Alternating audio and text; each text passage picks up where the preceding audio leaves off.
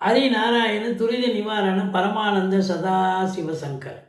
நாளென் செய்யும் வினைதானென் செய்யும் என நாடி வந்த கோலென் செய்யும் கொடுங்கூற்றியன் செய்யும் குமரேசர் இரு தாளும் சிலம்பும் சதங்கையும் தண்டையும் சண்முகம் தோளும் கடம்பும் எனக்கு முன்னே வந்து தோன்றினே.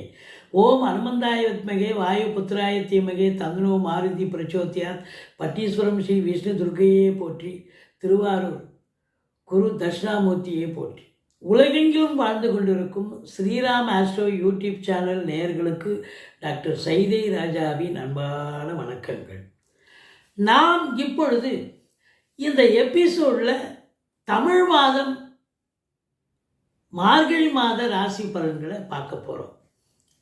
கிரகங்கள் எப்பேற்பட்ட பலனை வழங்கப் போகிறது என்று பார்க்கலாம் வாங்க. இந்த மார்கழி 7ஆம் தேதி கடகத்தில் இருக்கும் குரு பகவான் வக்ரமாகி பின்னோக்கி நகர்ந்து மிதுனத்துக்கு வருகிறார். வக்ரமாக தான் இருக்கார். மார்கழி 4ஆம் தேதி அமாவாசை திதி வருகிறது. மார்கழி 19 பௌர்ணமி திதி வருகிறது. இதுவரைக்கும் எங்கள் சேனலை பார்த்து கொண்டிருக்கும் அன்பர்கள், சப்ஸ்கிரைப் செய்யாதவர்கள் சப்ஸ்கிரைப் செய்து கொள்ளும்படி கேட்டுக்கொள்கிறோம். ரைட் சைடில் சப்ஸ்கிரைப் இருக்கும், பெல் பட்டன் இருக்கும், ரெண்டுத்தையும் ப்ரெஸ் பண்ணிங்கன்னா அடுத்த நொடியே எங்களுடைய வீடியோ உங்களை நோக்கி வர துவங்கிவிடும். வாங்க ஒவ்வொரு ராசியாக பார்க்கலாம். கும்பராசி அன்பர்களுக்கு வணக்கம். கும்பராசி காலபுருஷனுக்கு 11வது ராசி. சனி பகவான் ஆட்சி பெறும் வீடு. இப்பொழுது சனி பகவான் மீனத்தில் இதனால் வரைக்கும் வக்ரகதியில் இருந்த சனி பகவான் இப்போ நேர்கதியில் சென்று பயணம் செய்கிறார். சூப்பர். அதாவது ராசிநாதன் 2ஆம் இடத்தில் இருப்பது இந்த கும்பராசி அன்பர்களுக்கு, அதாவது 7ரை சனி போய்கொண்டிருக்கிறது. இந்த 7ரை சனி 7.5 வருஷம், அதுலேயும் குறிப்பாக மார்ச் மாதம் சனி பயிற்சி நடந்தது. இன்னும் சுமார் ஒரு 1.25 ஆண்டு காலம் இந்த சனி பகவான் அங்கே தான் இருப்பார். இருந்தாலும் உங்களுக்கு இந்த சனி பகவானை நீங்கள் வழிபாடு செய்து கொள்ளுங்கள். சங்கடம் தீர்க்கும் சனி பகவானை மங்களம் பொங்க மனம் வைத்தருள்வாய். சச்சரவின்றி சனீஸ்வர தேவை இச்சகம் வாழ்க இன்னருள் தாத்தா. இந்த சுலோகத்தை சொல்லுங்கள். சனிக்கிழமை தோறும் எள்ளெண்ணெய் தீபம் இட்டு வாருங்கள். தலைக்கு வர்றது தலைப்பாயோட போகும். ஆனால் சனி பகவான் அவருடைய பணியை செவ்வனையே செய்வார். மற்ற கிரகங்கள் உங்களுக்கு சாதகமாக இருக்கின்றனவா? ஆமாம், பாருங்கள். 2க்கும் 11க்கும் ஆதிபத்தியம் பெற்ற குரு சாதகமாக இருக்கிறார். அது உங்களுக்கு 5ஆம் இடம். 5ல் குரு கெஞ்சினாலும் கிடைக்காது. வக்ரகதியில் இருந்தாலும் குரு பார்வை கோடி நன்மை. அடுத்தது 12ஆம் இடத்தில் ராகு பகவான் குரு பார்வையில் இருப்பது வெளியூர் வெளிநாட்டு பயணத்தை குறிக்கிறது.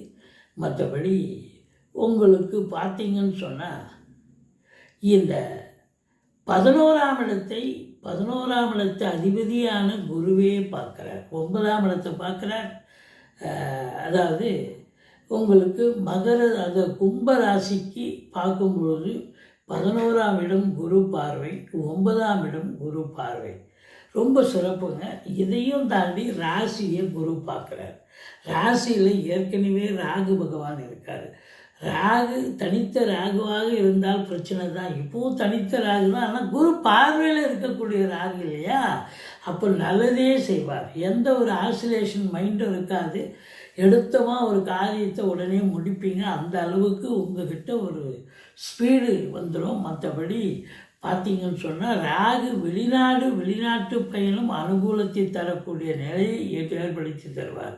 யாரெல்லாம் வெளிநாடு போகணும்னு நினைவீங்களோ அவங்கெல்லாம் போகலாம். இந்த கும்பராசி அன்பர்களுக்கு அவிட்டம் 3-4 பாதங்கள், சதயம் பூரட்டாதி 1-2-3 பாதங்களில் பிறந்த கும்பராசி அன்பர்களுக்கு இந்த மார்கழி மாதம் ஒரு மேன்மையான ஒரு மகத்தான ஒரு மாதமாக விளங்கப் போகிறது என்று சொன்னால் இது மிகையாகாதுங்க. ஏன்னா 5ல் குரு சூப்பர்.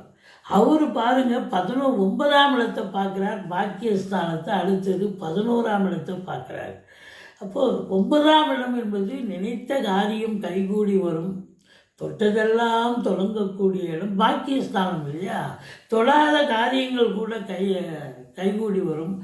மற்றபடி மத அதாவது உங்களுடைய குலதெய்வ வழிபாடு, இஷ்ட தெய்வ வழிபாடு செய்வீங்க. கோயில் குளங்களுக்கு போயிட்டு வருவீங்க.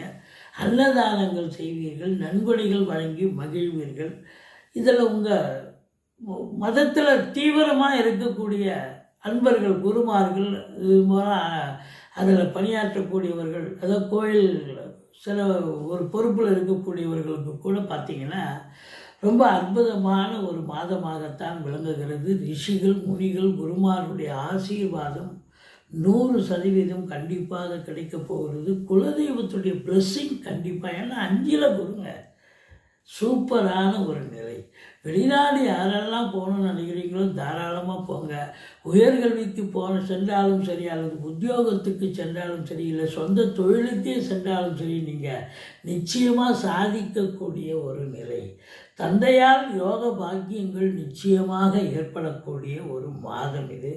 அடுத்தது உங்களுக்கு 11ஆம் இடத்தில் 4 கிரகங்கள் இருக்கின்றன. செவ்வாய், சூரியன், புதன், சுக்கிரன் 4 கிரகங்களும் குரு பார்வையில் இருக்கிறது. 10ஆம் இடத்தில் அமர்ந்திருக்கிறது என்று சொன்னால் 10ஆம் இடம் ரொம்ப வலுத்திருக்கு.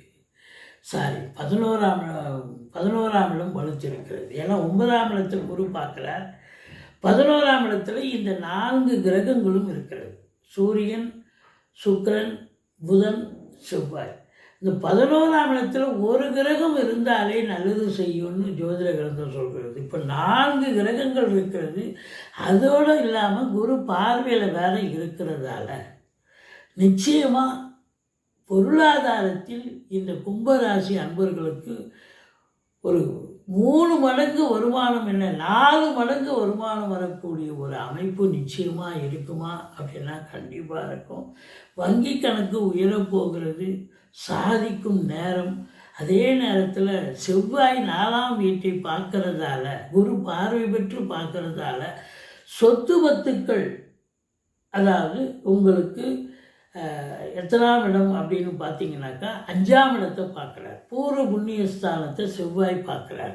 அங்கே பூர்வீகத்தில் சொத்து பத்துக்கள் வாங்குவது அல்லது வீடு கட்டுவது, இது போன்ற ஒரு நிலையை கண்டிப்பாக எடுத்து செல்வீர்கள். ஏனென்று சொன்னால் செவ்வாய் குரு பார்வை பெற்று உங்களுக்கு 5ஆம் இடத்துல ஏற்கனவே குரு இருக்கார். அப்போ வீடு கட்டுறது, வீடு ஆல்ட்ரேஷன் பண்ணுறது, அந்த வேலையை கண்டிப்பாக செய்வீங்க. அல்லது பூர்வீகத்தில் எந்த வீடு பக்கத்தில் ஒரு காலிமனை விலைக்கு வருது, வாங்கணும் அப்படின்னு நினைப்பீங்க, வாங்கிடுவீங்க. இதுபோல் தோட்டம் தொழுவு வாங்கணுமா, வாங்கிடுவீங்க. அற்புதமான ஒரு காலகட்டம். காவல்துறை, தீயணைப்புத்துறை, மருத்துவத்துறை, இராணுவத்துறை, ஐஏஎஸ், ஐபிஎஸ், ஐஎஃப்எஸ், அதற்கு நிகரான பணியில் இருக்கும் அன்பர்கள், கலைநிலை ஊழியர்கள், செங்கல், மணல், ஜல்லி, ஹார்ட்வேர்ஸ் போன்ற பிரிவில் பணியாற்றுபவர்கள், இவங்க எல்லாருக்கும் ஒரு சிறப்பான நேரம். அது மட்டுமா, புதன், சுக்கிரன் 11ல் இருக்கார். பத்திரிகைத்துறை, மீடியாத்துறை, எழுத்துத்துறை, சினிமா இண்டஸ்ட்ரி, தொலைக்காட்சி இண்டஸ்ட்ரி, நாடகத்தில் பணியாற்றக்கூடிய அன்பர்கள், இன்டீரியர் டெக்கரேஷன், அழகு ஒப்பனை நிலையம், மற்றபடி ஆர்டிஸ்ட்டு, பெயிண்டர்ஸு, வங்கியில் வங்கி பணியாளர்கள், மற்றபடி இன்சூரன்ஸ் பணியாளர்கள், நிதித்துறையில் பணியாற்றுபவர்கள், இவங்க எல்லாருக்குமே ஒரு உற்சாகம் நிறைந்த ஒரு காலகட்டம். அதாவது உங்களுக்கு பதவி உயர்வு, ஊதிய உயர்வு, டிரான்ஸ்ஃபர் போன்ற சலுகைகள் சிறப்பாக கிடைக்கும். அலுவலகத்தில் எதிர்பார்த்து காத்திருக்கிறவங்களுக்கு கனிவான ஒரு அதாவது காய் கனியப் போகிறதுன்னு சொல்லுவாங்க இல்லையா, அந்த ஒரு மன நிறைவை ஏற்படுத்தக்கூடிய ஒரு அமைப்பு இருக்கா அப்படின்னா இருக்குது. அரசியல்வாதிகள் மேலிடத்தில் செல்வாக்கினை பெற்று தங்களுடைய நிலை உயரப் பெறுவார்கள். அதே நேரத்தில் அரசாங்கத்தில் உயர் பதவியில் இருக்கிறவங்களுக்கும் நல்லது நடக்கக்கூடிய ஒரு அமைப்பு நிச்சயமாக இருக்குது. ரெகக்னேஷன் கிடைக்கும். பத்திரிகைத்துறை, மீடியாத்துறை, சினிமா இண்டஸ்ட்ரி, அரசியல்வாதிகள், இவங்களுக்கெல்லாம் ஒரு ரெகக்னேஷன் கிடைக்கும். மீடியாக்களில் பாராட்டு அல்லது அரசாங்கத்தின் மூலம் ஏதாவது ஒரு பாராட்டுதல்கள் கிடைக்கக்கூடிய ஒரு நிலையில் 12ல் ராகு இருப்பது வெளியில், அதாவது 12 ராகு ராசியில் இருப்பது என்பது ஒரு ஆசிலேஷன் மைண்ட் இருந்தாலும் குரு பார்வையில் இருக்கிறதால எந்த ஒரு காரியத்தையும் எடுத்தால் நீங்கள் கண்டிப்பாக முடிக்கக்கூடிய ஒரு நிலை இருக்கிறது.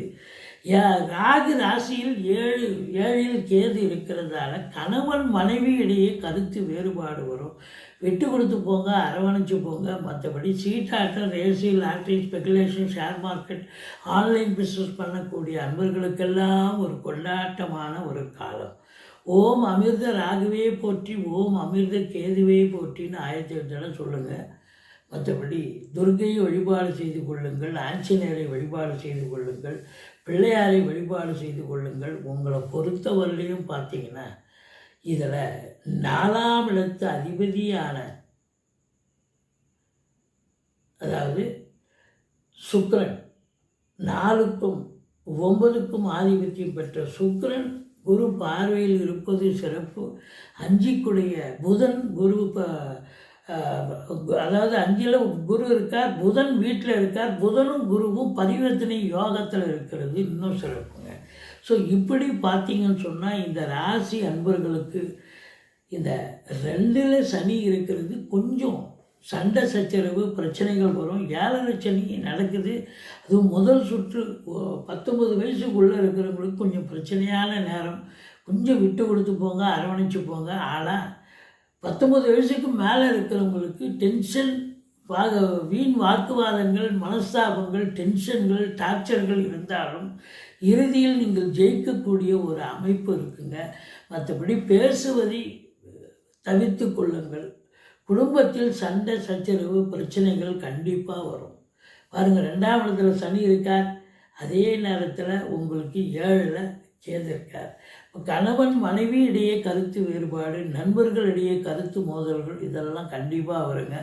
கொஞ்சம் எச்சரிக்கையாக நடந்துங்க. 25, 26, 27 மார்கழி மாத தேதியைத்தான், தமிழ் தேதியைத்தான் குறிப்பிடுறோம். இந்த நாட்களில் சூதனமாக நடந்து கொள்ளுங்கள். புதிய முயற்சிகள் எதுவும் எடுக்கக்கூடாது. அதாங்க இருக்கிற நிலைமை. மற்றபடி வழக்கமாக செய்யும் பணிகளை செய்து வாருங்கள். இந்த ராசி அன்பர்களுக்கு 11ஆம் இடத்தை குரு பார்ப்பது என்பது சூப்பருங்க. அதாவது 11ஐ குரு பார்க்குறார், 11ல் 4 கிரகங்கள். அப்போ 4 மடங்கு வருமானம் கண்டிப்பாக வந்தே தீரும். ஆனால் வந்தாலும் கொடுக்கல் வாங்கல் செய்யாதீங்க, கொடுக்காதீங்க. கொடுத்த பணம் வசூலாகாது. மற்றபடி குறை ஒன்றும் இல்லை. எங்களுடைய வீடியோ பிடிச்சிருந்தால் லைக் பண்ணுங்கள், ஷேர் பண்ணுங்கள், சப்ஸ்கிரைப் பண்ணுங்கள். மறக்காமல் சப்ஸ்கிரைப் பண்ணுங்கள். நன்றி. வாழ்க வளமுடன்.